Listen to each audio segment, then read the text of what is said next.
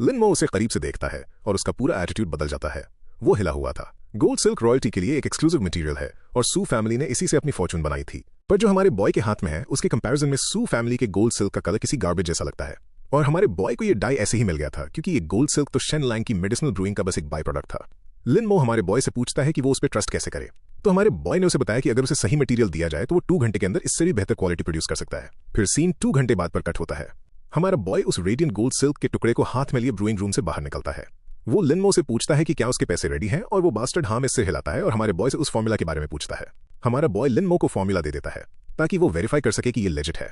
वो ठीक उसके सामने फैब्रिक को गोल्डन डाई करके पूरा प्रोसेस डेमोन्स्ट्रेट करता है। जैसे ही शेन लैंग अपने पैसे लेकर निकलने वाला था उसे एक लाउड आवाज सुनाई देती है। सू फैमिली का हेड अंदर घुसता है और हमारे बॉय पर उनका सीक्रेट फॉर्मूला चुराने का इल्जाम लगाता है।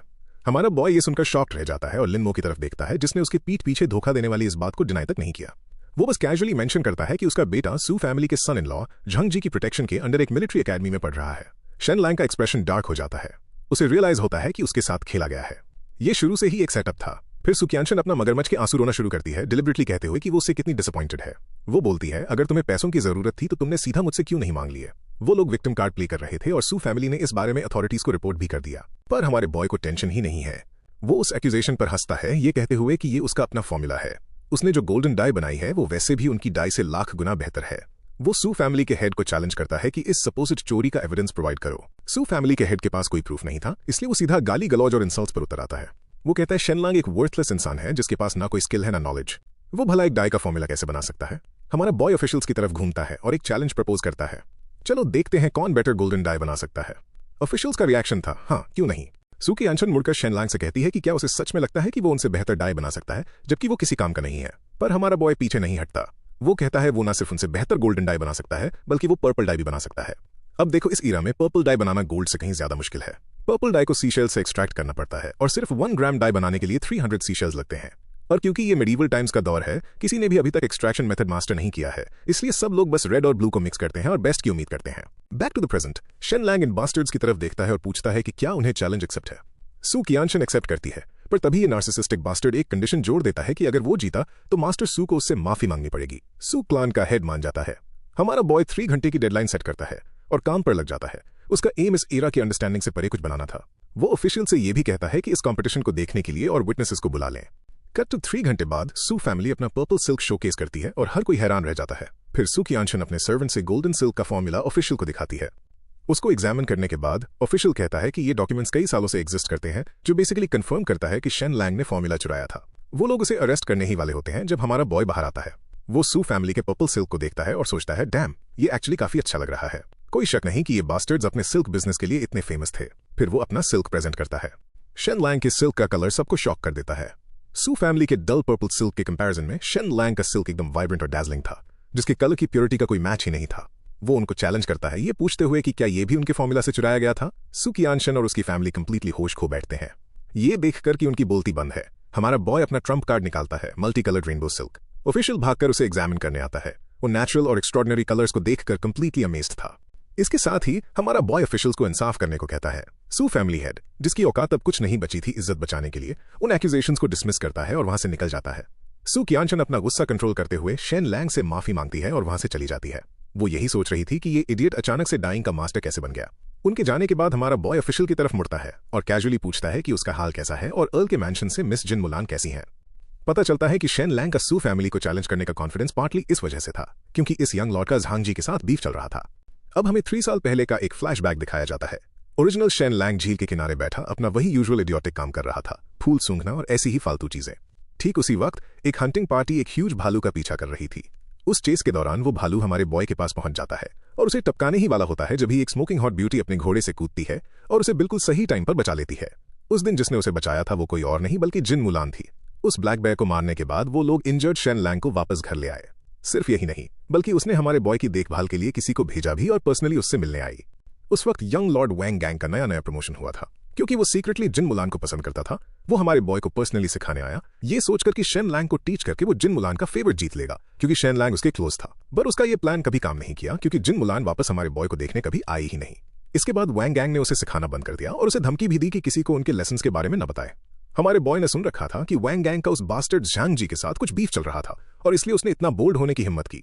Back to the present, chief हमारे बॉय पर एब्सोल्युटली फ्यूरियस था क्योंकि उसने जिन मुलान को उसके नाम से बुलाया था। वो उसे पीटना चाहता था पर उसकी बजाय वहां से मुड़कर निकल गया।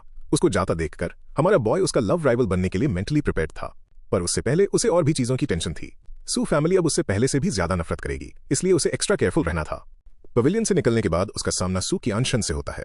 उसने रोकर और दुखी दिखने का नाटक करके हमारे बॉय को परसुएड करने की कोशिश की और शेन लैंग से माफी मांगी, ये सोचकर कि वो उसे अपना रेनबो सिल्क फॉर्मूला दे देगा। पर हमारा बॉय इतना बड़ा सिंप नहीं था कि इस औरत से दोबारा बेवकूफ बन जाए। उसने उसे इग्नोर कर दिया, दोबारा एक्सप्लॉइट होने से साफ इनकार करते हुए। ठीक तभी उसने हमारे बॉय को याद दिलाया कि उसके ऊपर ब्लैक क्लॉथ गैंग के 1000 कॉइन्स का कर्जा है। हमारा बॉय पैनिक करने लगता है, ये सोचकर कि इसे इस बारे में कैसे पता चला। जैसे ही वो चली गई तब उस बैंडिट ने हमारे बॉय से कहा कि उसे उसका प्रपोजल मान लेना चाहिए था क्योंकि उसकी डेडलाइन में अब सिर्फ 7 घंटे बचे हैं। और वहां से जाते हुए उसने हमारे बॉय को फंड्स क्विकली अरेंज करने को कहा ताकि उसकी फैमिली को कोई नुकसान ना हो। शेन लैंग को सिचुएशन की ग्रेविटी का एहसास हुआ।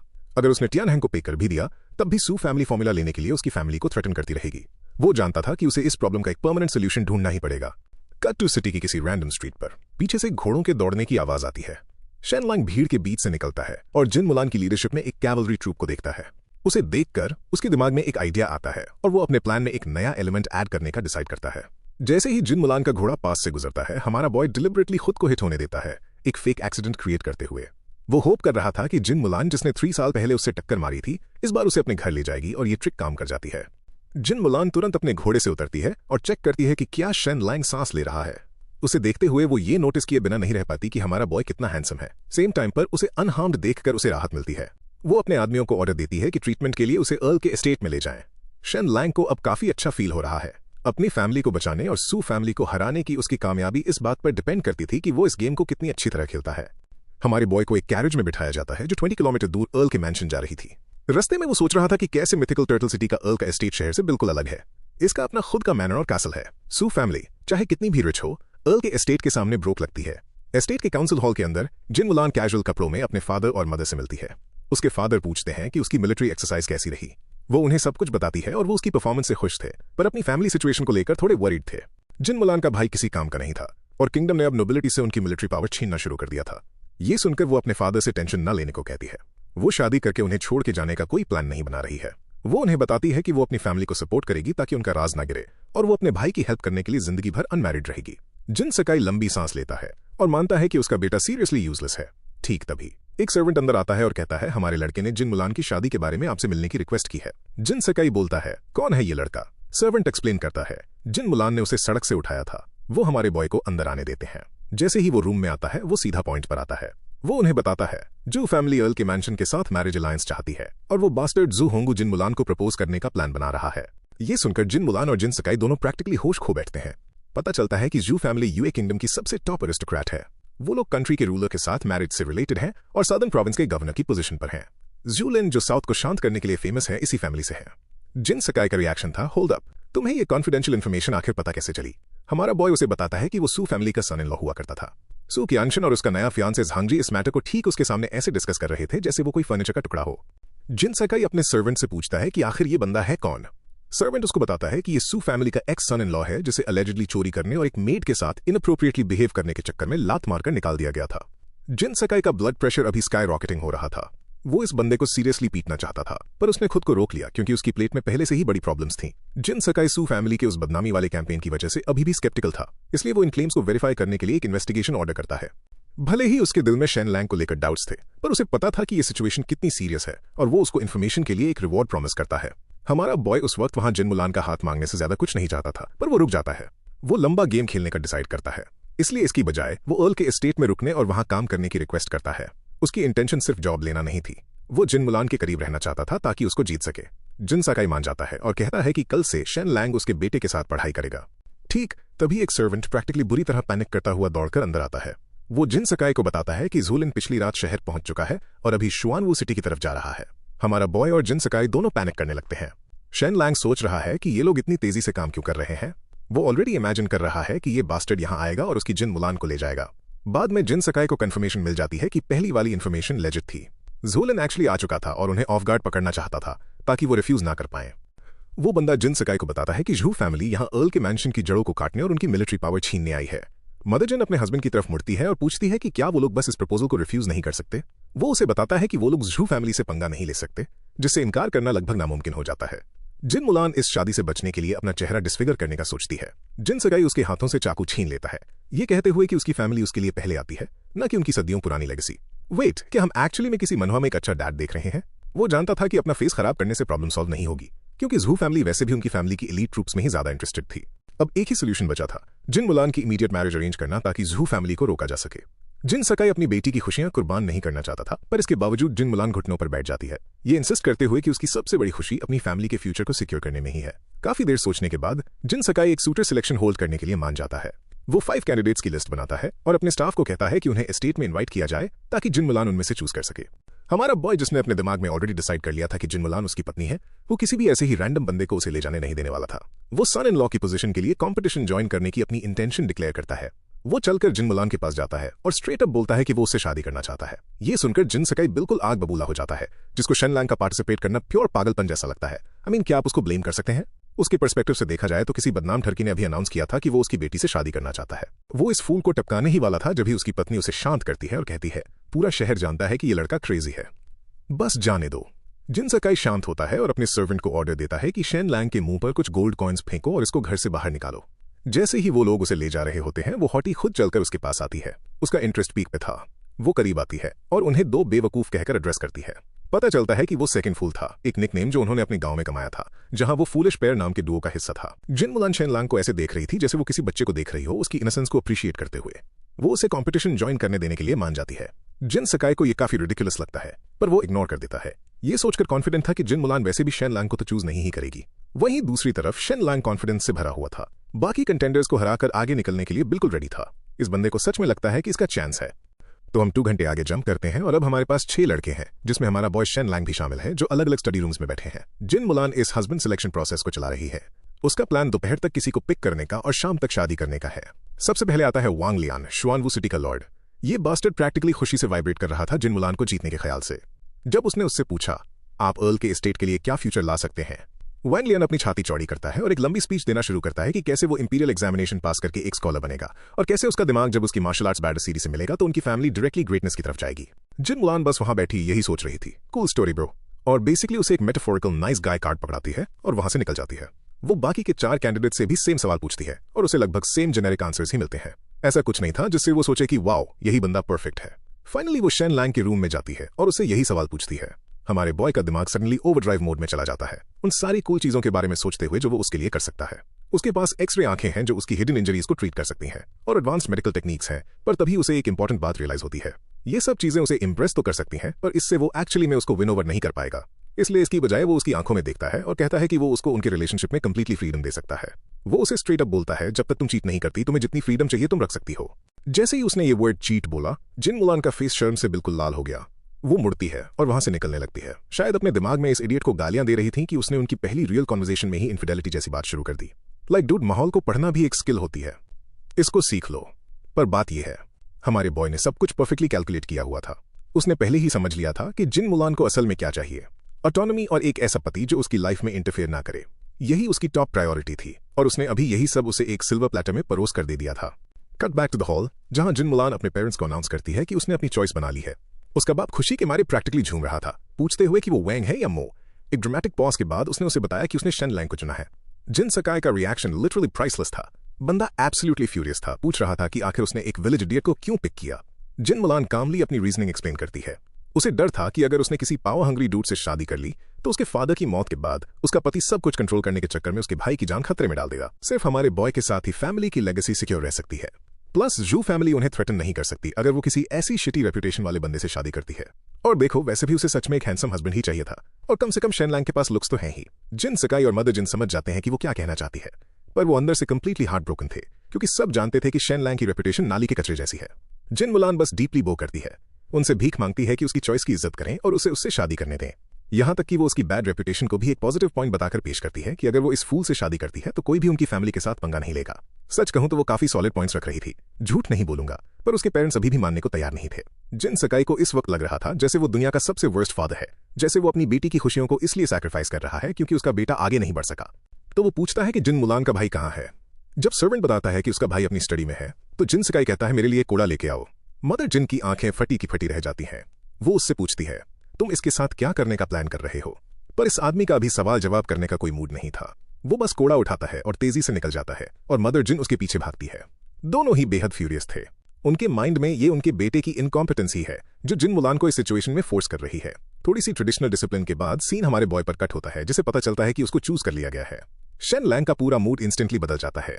इस बंदे को रियलाइज होता है कि वो मिथिकल टर्टल सिटी की सबसे प्रोमिनेंट फैमिली का सन इन लॉ बनने वाला है। इस नए स्टेटस का मतलब था कि उसे जू फैमिली और उन सभी लोगों के खिलाफ प्रोटेक्शन मिल चुकी है जिन्होंने उसके साथ गलत किया था। बंदा ऑलरेडी अपना रिवेंज आर्क प्लान कर रहा है, पर तभी उसके दिमाग की बत्ती जलती है। शेन लैंग अर्जेंटली स्टुअर्ट जिन से कहता है कि उसकी फैमिली को एसएप सेफ्टी तक पहुंचाए क्योंकि वो लोग सीरियस डेंजर में हैं। स्टुअर्ट जानता था कि शेन लैंग अभी अर्ल का सन इन लॉ बनने ही वाला है, इसलिए वो इमीडिएटली मान जाता है और उससे बोलता है कि फिक्र न करे और जाकर आराम करे क्योंकि आज रात को ही उसकी शादी होने वाली है। Meanwhile cut to the black cloth gangs ठिकाने पर, जहां टियान हैंग अपने एक गुंडे को शेन लैंग की फैमिली को कैप्चर करने का ऑर्डर देता है। प्लान सिंपल था। एक बार उनके हाथ में फैमिली लग गई तो वो उन्हें मार डालेंगे जब शेन लैंग उन्हें वो फॉर्मूला थमा देगा जो उसने छुपा रखा था। मिथिकल टर्टल सिटी का लीगल सर्कल और अंडरवर्ल्ड दोनों इस वक्त शेन लैंग की वजह से कंप्लीट केओस में है। कुछ लोग उसकी शादी सेलिब्रेट करने की प्रिपरेशन कर रहे हैं, जबकि दूसरे लोग लिटरली उसकी पूरी फैमिली का मर्डर करने की प्लॉटिंग कर रहे हैं। जब टियन हैंग और उसका बैंडिट क्रू शेन लैंग के घर पहुंचते हैं तो उन्हें लग रहा था कि ये इजी टारगेट्स होंगे, पर उसकी बजाय उन्हें शेन लैंग की फैमिली कंप्लीटली आर्म्ड और फाइट के लिए तैयार मिलती है। ये लोग जरा भी डर नहीं दिखा रहे थे। वो लोग लड़ते हुए मरने के लिए कंप्लीटली प्रिपेयर्ड थे। टियान हैंग एक्चुअली इस चैलेंज से काफी इंप्रेस था और अपनी तलवार निकालता है इसे थोड़ा और इंटरेस्टिंग बनाने के लिए। पर तभी अचानक उसे एक वियर्ड सी फीलिंग आती है, जैसे कोई उसे देख रहा हो। वो घूमता है और देखता है कि एक आदमी उसके पीछे खड़ा है और मैन सिर्फ स्टुअर्ट जिन की अकेले की प्रेजेंस ही इस हार्डन्ड क्रिमिनल की रूह कंपाने के लिए काफी थी। टियान हैंग कूल बनने की कोशिश करता है और अपने अनऑफिशियल ऑर्डर्स एक्सप्लेन करता है कि उन्हें टैक्स एवेडर्स को पनिश करना है और स्टुअर्ट जिन से रिक्वेस्ट करता है कि उसे अपना काम करने दे। स्टुअर्ट जिन का रिस्पॉन्स बेसिकली ये था, वो सब तो ठीक है, पर मेरे मास्टर ने मुझे शेन लैंग की फैमिली को सेफली वापस लाने का ऑर्डर दिया है, इसलिए मैं खाली हाथ वापस नहीं जा सकता। क्या तुम इन्हें जाने दोगे? टियान हैंग, जो एक सेकंड पहले डर से पैंट गीली करने वाला था, अभी भी थोड़ी अकड़ दिखा रहा था और पूछता है कि आखिर स्टुअर्ट जिन का मास्टर है कौन? तभी स्टुअर्ट जिन ड्रॉप करता है, मैं जिन फैमिली को सर्व करता हूँ। और बस टियान हैंग का दिमाग एब्सोल्युटली उड़ चुका था इस वक्त। वो सोच रहा था आखिर इतनी इंपॉर्टेंट फैमिली इन छोटे मोटे रैंडम लोगों को क्यों इन्वाइट करेगी, पर फिर उसे रियलाइज होता है कि ये जरूर हमारे बॉय शेन लैंग की वजह से ही होगा। और ऑनेस्टली रीजन चाहे जो भी हो, जैसे ही स्टुअर्ट जिन जैसा ये हाई रैंकिंग डूड वहां आया, टियान हैंग जानता था कि वो स्क्रूड था। उसके पास उनको जाने देने के अलावा कोई चॉइस नहीं थी। इस पूरे मेस के निपटने के बाद स्टुअर्ट जिन अपने सोल्जर्स और काफी वॉरियर्स को बुलाता है, जिन्होंने लिटरली शेन लैंग की फैमिली को उनकी कैरेज तक सेफली एस्कॉर्ट किया। टियान हैंग बस वहां खड़ा ये सब होते हुए देख रहा था और हर गुजरने वाले सेकंड के साथ और ज्यादा कंफ्यूज हो रहा था। उनको इन्वाइट करना एक अलग बात थी, पर ये लोग शेन लैंग के पेरेंट्स को स्ट्रेट अप रॉयल्टी की तरह ट्रीट कर रहे थे। जैसे ही वो लोग निकलते हैं, ये बंदा लगभग बेहोश ही हो जाता है। बाकी बैंडिट्स उसे पकड़ते हैं और बोलते हैं, यो तुमने उन्हें जाने क्यों दिया? अगर बॉस को पता चला कि हमने शेन लैंग के पेरेंट्स को जाने दिया तो वो आग बबूला हो जाएगा। टिंग इन इडियट्स की तरफ मुड़ता है और बोलता है, तुम मोरॉन्स को पता भी है कि वो कौन था? फिर उसने उन्हें बताया कि जिन शाओ एक्चुअली में कौन था। जैसे ही वो सुनते हैं कि जिन शाओ आखिर है कौन, उनमें से हर एक डर के मारे फ्रीक आउट करने लगता है। टिंग फिर सीधा ब्लैक क्लॉथ गैंग के हेडक्वार्टर्स की तरफ भागता है टियान हैंग को रिपोर्ट करने के लिए। इस पॉइंट पर ये बास्टर्ड अपनी कुछ स्पाइसी R18+ एक्टिविटीज के बीच में था, इसलिए वो टिंग को देखकर बिल्कुल खुश नहीं था। वो उसे स्ट्रेट अप बोलता है, बेहतर होगा कि ये मैटर लाइफ और डेथ का हो, वरना तो खुद को मरा हुआ समझ। टिंग सब कुछ उगल देता है कि कैसे शेन लैंग की फैमिली को खुद जिन शाओ ने रेस्क्यू किया है। टियान हैंग का फेस डार्क हो जाता है। वो तुरंत उस औरत को बाहर निकालता है और इस बात पर फोकस करता है कि शेन लैंग की फैमिली से पंगा लेकर उनकी कितनी बुरी तरह लग चुकी है। टियान हैंग वहां बैठा अपनी ठुड्डी सहला रहा था जब उसे काउंट के मैंशन में हो रहे उस पूरे सन इन लॉ कॉम्पिटिशन के बारे में पता चलता है। टिंग का एक्सप्रेशन बदल जाता है। उसके दिमाग में एक ख्याल आता है, एक ऐसा ख्याल जो इतना क्रेजी था कि उसे खुद भी विश्वास नहीं हो रहा था। टियान हैंग भी वही सोच रहा था। हेल नो, ऐसा हो ही नहीं सकता कि वो फूल जिन मुलान का हस्बैंड बन जाए, राइट? पर जस्ट टू बी सेफ, ये पैरानॉइड बास्टर्ड डिसाइड करता है कि उन्हें सिटी जाकर खुद देखना चाहिए। तो कुछ ही देर बाद सू फैमिली के सीक्रेट चेंबर में हम देखते हैं सू लियान, टियान हैंग और एक रैंडम बास्टर्ड को जिसका नाम मैं भूल गया हूं, जो सब इकट्ठे हुए थे ये डिस्कस करने के लिए कि क्या इस बात का कोई चांस है कि शेन लैंग सच में काउंट के मैंशन का सन इन लॉ बन सकता है। वो सब अग्री करते हैं कि ये हाईली अनलाइकली है, पर जस्ट टू बी श्योर और इस मिस्ट्री की तह तक जाने के लिए वो लोग शादी की सेरेमनी को क्रैश करने का डिसाइड करते हैं। फिर हम काउंट के मैंशन पर कट करते हैं और मैन, ये जगह किसी फेस्टिवल की तरह चमक रही थी। सर्वेंट्स हर जगह इधर उधर भाग रहे हैं, डेकोरेशंस इनसेन है और गेस्ट्स के बीच हमारे पास सुकियानशन और उसकी कंपनी है, जो ये जानने के लिए मरे जा रहे हैं कि आखिर जैकपॉट किसको लगा और जिन मुलान से शादी किसने की। उस मोमेंट पर हमारा बॉय एक ब्राइडल कैरेज में चिल कर रहा था, जबकि बाहर फायर क्रैकर्स क्रेजी तरह से फट रहे थे। कैरेज को एंट्रेंस तक लाया जाता है और काउंट और उसकी वाइफ पूरी सेरेमोनियल वाइब में बाहर आते हैं। वो ग्रूम के आने की अनाउंसमेंट करते हैं, कैरेज नीचे रखते हैं, पर्दा उठाते हैं और ग्रूम बाहर आता है। जैसे ही ये फिगर सामने आती है, टियन हैंग और पूरी सू फैमिली के डेलीगेशन की सांसें लिटरली रुक जाती हैं। सुकियानशन की आंखें फटी की फटी रह जाती हैं। वो सोच रही है, ऐसा हो ही नहीं सकता। आखिर शेन लैंग ग्रूम कैसे हो सकता है? हमारा बॉय इन सब लोगों को कंप्लीटली इग्नोर करता है। उसकी शादी इन क्लाउन्स की वजह से खराब नहीं होने वाली थी। इसके साथ ही वेडिंग सेरेमनी शुरू होती है। फिर वो हेवन और अर्थ के सेलेस्टियल वर्दी के आगे बो करते हैं। हाई हॉल की तरफ बो करते हैं और कपल एक दूसरे को बो करते हैं।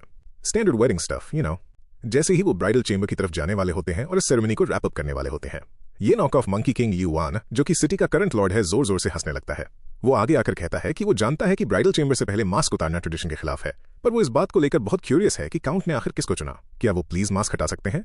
इससे पहले कि जिन शाओ इस एक हेडेक से डील कर पाता, अचानक एक और लाउड लाफ सुनाई देती है और एक लंबा फिगर धीरे धीरे अंदर आता है। और जैसे ही लोग उसे देखते हैं, वेन्यू पर हर कोई, इंक्लूडिंग काउंट की फैमिली और सारे गेस्ट्स, रिस्पेक्ट में बो करते हैं। पता चलता है कि ये पर्सन यू किंगडम का जूलिन है, वही बंदा जिसने साउथ को पैसिफाई किया था। ये इडियट भी क्यूरियस था, इसलिए वो हमारे बॉय को अपना मास्क हटाने को कहता है। और अब जूलिन के सपोर्ट के साथ क्राउड अब और डर नहीं रही थी और शेन लैंग को भी खुद को अनवेल करने के लिए अर्ज करने लगती है। हमारा बॉय फिर जिन शाओ की तरफ देखता है, जो उसे नॉट करता है, तो शेन लैंग अपने फेस से मास्क हटा लेता है और हर कोई शॉक्ड था। उन्होंने अपने वाइल्डेस्ट ड्रीम्स में भी नहीं सोचा था कि मास्क के अंदर वाला आदमी वो फूल शेन लैंग होगा। इस मोमेंट पर भीड़ में खड़े टियन हैंग की पूरी बॉडी में एक चिल दौड़ जाती है। उसे रियलाइज हो रहा था कि उसकी ट्रबल अभी अभी लगभग 1000% बढ़ चुकी है। पर सबसे ज्यादा शॉक्ड सू कियानशन और झांगजी थे। पर तभी ये बास्टर्ड झांगजी किसी एब्सोल्यूट मेनियाक की तरह हंसने लगता है और जिन मुलान से पूछता है कि क्या ये शादी फेक है। वो उसकी तरफ मुड़ती है और पूछती है कि उसे ऐसा क्यों लगता है।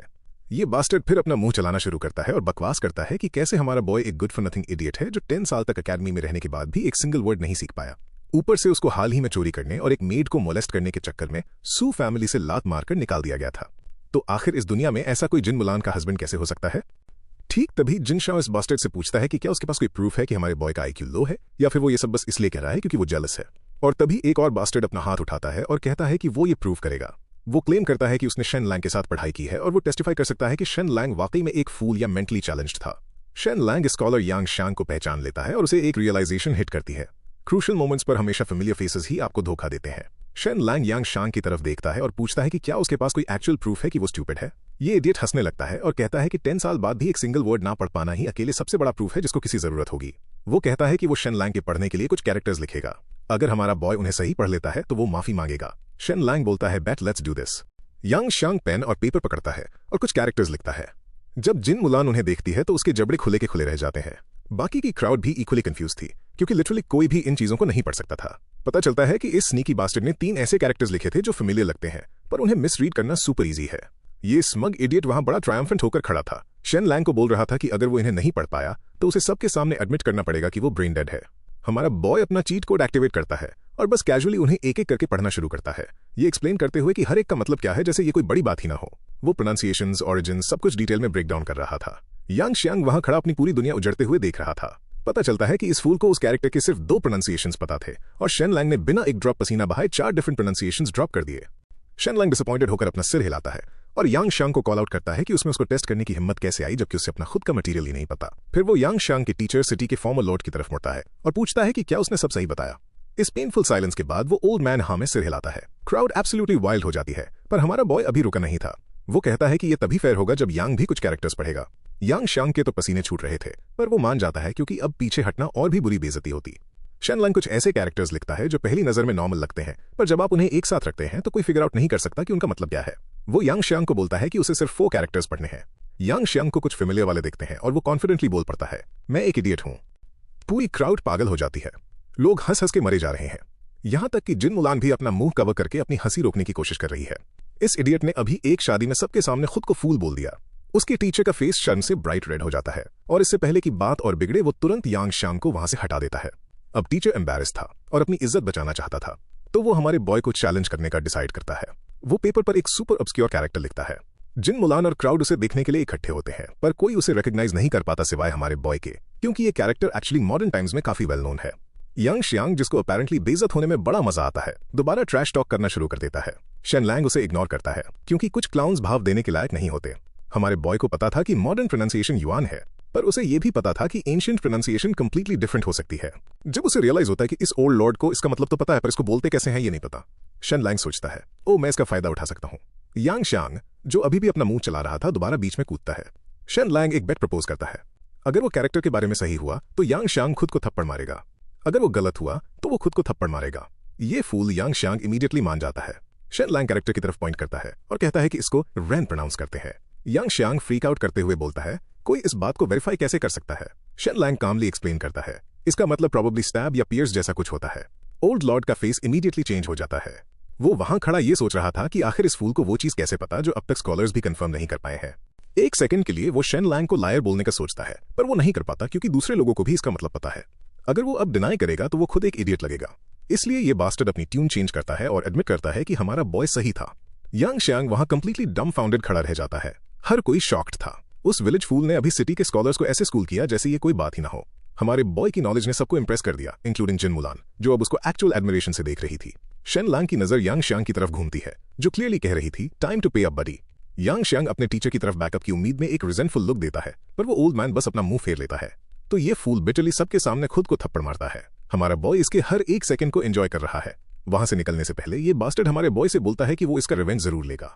जिन मुलान के फादर पहली बार हमारे बॉय के टुवर्ड्स कुछ एक्चुअल सेटिस्फैक्शन शो करते हैं और उसे कहते हैं कि अब टाइम आ गया है जिन मुलान को उसके पेरेंट्स से इंट्रोड्यूस करवाने का। पर ठीक तभी झू लिन शेन लैंग को रुकने के लिए कॉल आउट करता है। जैसे ही हमारा बॉय उसकी तरफ मुड़ता है, झू लिन पॉइंट करके बोलता है, किड तुम काफी इंटरेस्टिंग हो, मैं तुम्हें याद रखूंगा। हमारा बॉय डम प्ले करते हुए बो करता है और पोलाइटली कहता है, आपकी इस हाई रिगार्ड के लिए शुक्रिया। झू लिन इस रिस्पॉन्स पर हंसने लगता है, पर सब जानते थे कि वो हंसी एग्जैक्टली फ्रेंडली तो नहीं थी। मीनवाइल हमारे बॉय के पेरेंट्स को super out of place feel हो रहा था। वो हम्बल फोक थे जो अपने बेटे को एम्बैरस नहीं करना चाहते थे, इसलिए उन्होंने मेन सेरेमनी में अटेंड न करने का चूज किया था। वो लोग काउंट के मैंशन द्वारा भेजे गए फैंसी रोब्स पहनने में भी हेजिटेट कर रहे थे। उन्हें डर था कि कहीं वो किसी एक्सपेंसिव चीज को डैमेज ना कर दें।